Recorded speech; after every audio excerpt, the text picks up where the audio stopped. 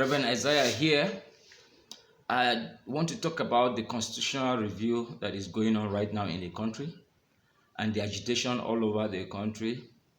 Over the years, we have had people, Nigerians, complain that the 1999 constitution was not ours, even though we, the people, was stated at the beginning of the constitution. We have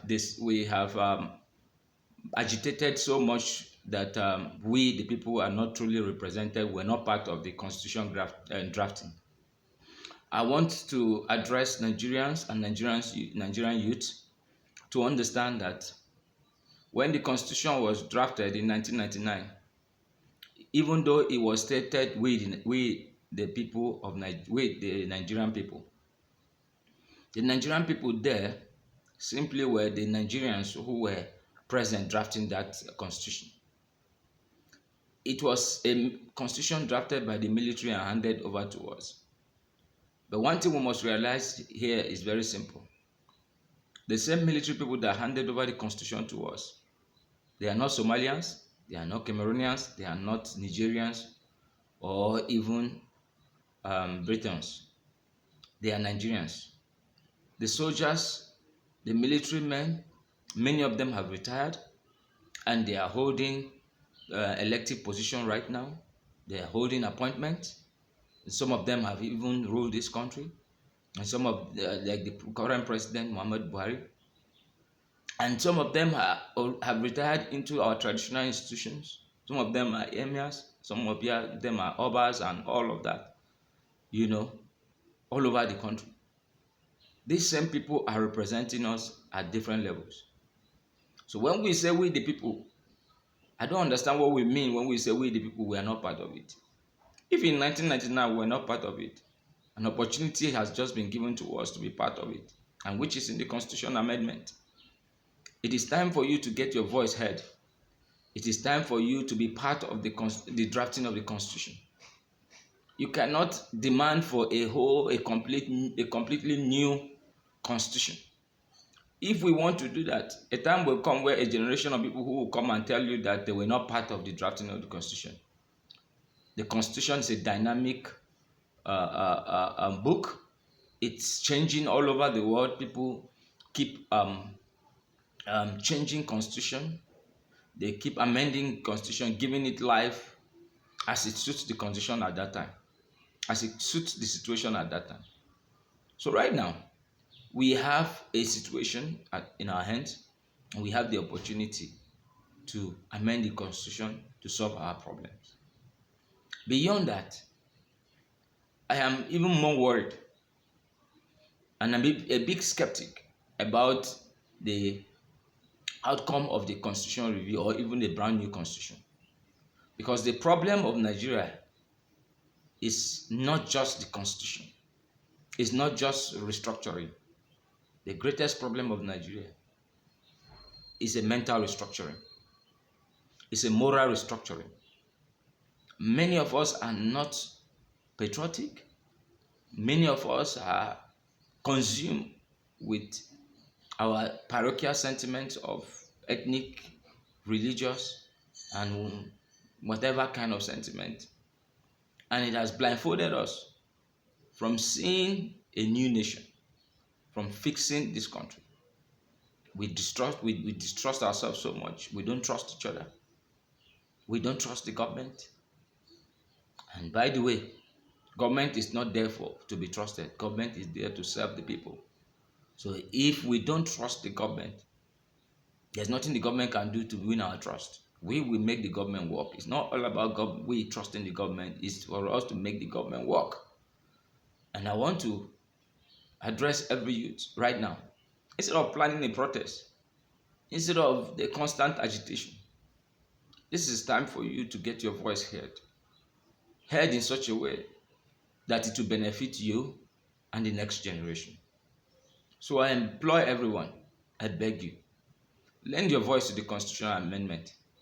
I want to see a constitution that will criminalize a government that will not place 25% to 30% of her annual budget on education. I want to see a restructuring in our educational sector, the system of education, the teachers, the recruitment process of teachers, and the remuneration of teachers. At all levels, we need to work on the restructuring of Nigeria that will place priority on healthcare, from the primary healthcare system, the secondary healthcare system, and the tertiary healthcare system. I want to see a Nigeria, a restructured Nigeria, where I will not be uncomfortable if I find myself in any part of Nigeria. I will not be regarded as foreigners, as against indigens, or as a settler, as against, indigens. We must see ourselves as one.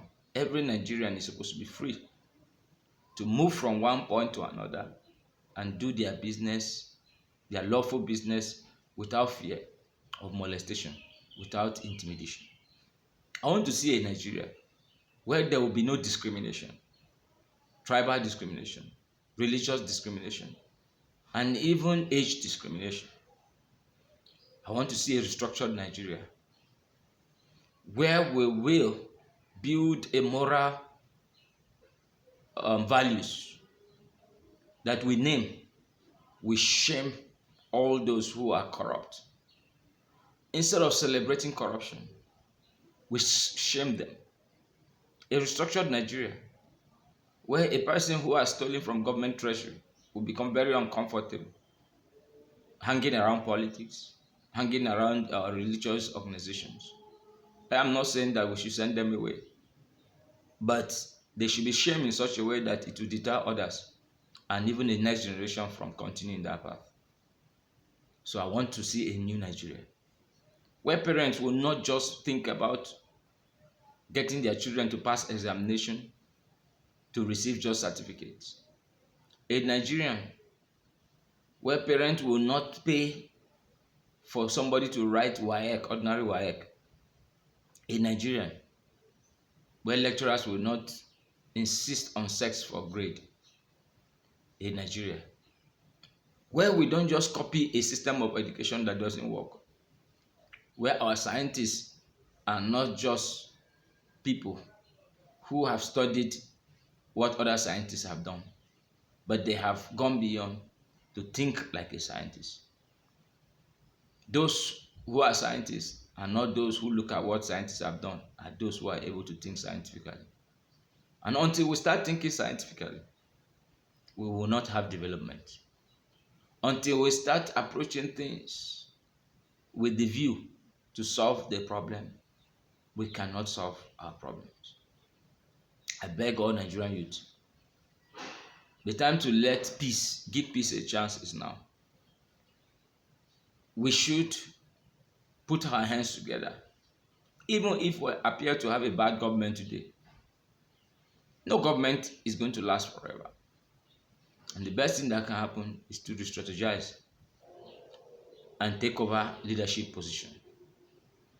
The constant agitation will not present the youth in a good light. Because if we are impatient with development, if we grab power, we will destroy ourselves. Therefore, I want to beg everybody, I want to beg every Nigerian, this is the time to give peace a chance. Let's follow the constitutional amendment. Let's get our voice heard. And God bless you. God bless the Federal Republic of Nigeria. My name is Reverend Isaiah Abraham, the senior pastor of the Mega Love Center of Faith Prophetic Assembly, Calabar. God bless you.